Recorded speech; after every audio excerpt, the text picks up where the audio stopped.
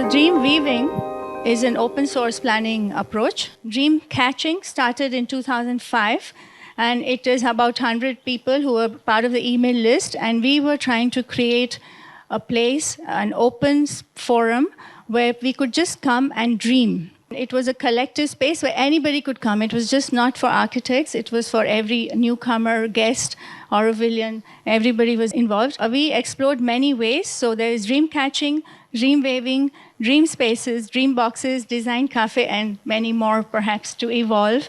So these are just some images of how we started. The best part was that we would be doing it on different rooftops.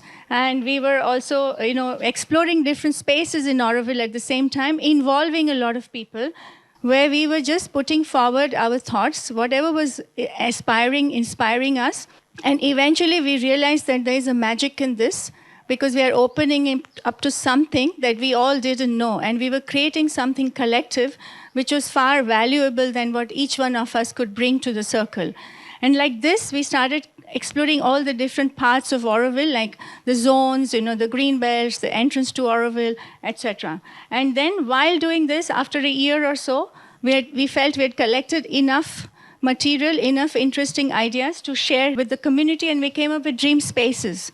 So this was like a land art installation where we presented all the ideas that we had, collated, and we wanted community to give us feedback and to participate. This was the design cafe. Every 20 minutes, you shift to a different table, whereas one person stays constant on the table, the one who's presenting or who has an idea or who's anchoring an idea. And the other 3 people on this table would go to another table. So at the end of 1 hour, you have a mix of all ideas. And then came dream weaving. So this is a more structured process to weave together inputs, to weave their ideas together. They are allowed to copy, they are allowed to steal, they are allowed to borrow ideas, and this is the best, because then they start weaving their ideas together.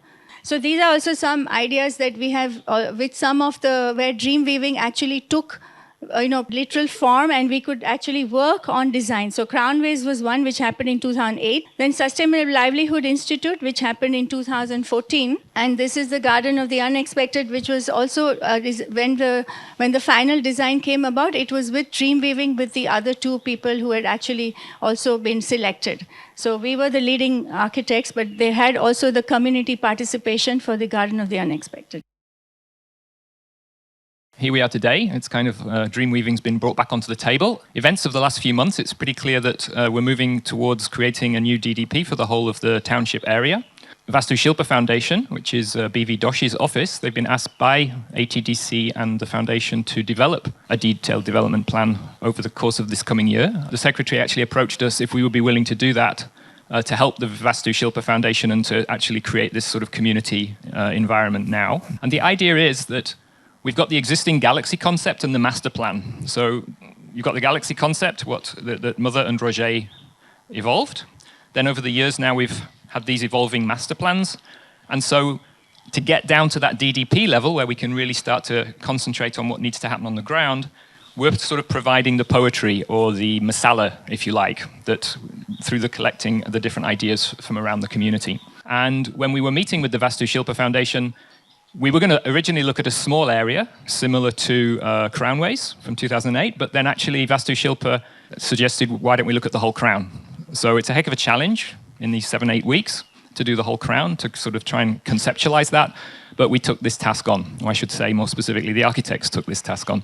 We have the Dreamweavers themselves. There are actually 11 teams, and an analytical group which came together with 20 different experts or areas of Auroville. So we've got the different planning inputs, regional planning, urban planning. Of course, we've got water, infrastructure, things like this. Focus group, again, around 30 individuals. That's basically representing different perspectives that didn't necessarily come and give us a particular input in the 3-day workshop. So that can be from the educational side, from the youth side, from the bioregional side, etc. And finally, we have the randomly selected group. And the idea of this is coming from the Citizens Assembly, which we did this time last year, to try and capture the voice of the silent majority. So far, as I already mentioned, it started in September, December with various discussions between ATDC, Oroville Foundation, and Vastu Shilpa Foundation. The main thing at that time was evolving the brief, which all the architects have been working with. We also then reached out more to the community. So that was, we gave presentations to the youth, to the bioregion, things like this. And so finally, then we gave the presentation in the Unity Pavilion, where we were looking for a kind of a show of hands to get a sense of, can we move forwards with it? So that was kind of like the starting gun. And at that point, roughly 20 architects signed up to participate. So we had a quick walk around the Crown as a very first step with the maps to get a sense of the lay of the land. We also had an initial dream catching session on the solar kitchen roof, sort of with the nitty-gritty 3 days technical workshop where then the analytical people were giving their inputs. And this was really a great opportunity for Vastu Shilpa to get an overview and get a sense of the wide range of expertise that we have in Oroville and the work that's been done. So then the architects started sketching, started coming up with ideas. We just had an initial sort of more relaxed sharing session around it in CSR. And then 2 weeks ago, we had the very first dream weaving session here. And hopefully the architects, you'll see the work that they've done now in the last 2 weeks.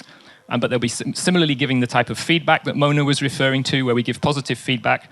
And the idea is you try and borrow more and more ideas from the other schemes, and that the schemes slowly get woven together over a period of time. Today, when the architects give their feedback, you can all see that. Whereas tomorrow, with this design cafe format, you will all be giving feedback in smaller groups, 4 or 5 people around a table. It will be facilitated so that everybody has an opportunity to speak. So going forwards, the last presentation will be 2 weeks from now. That's where the designs should be finished and will be presented.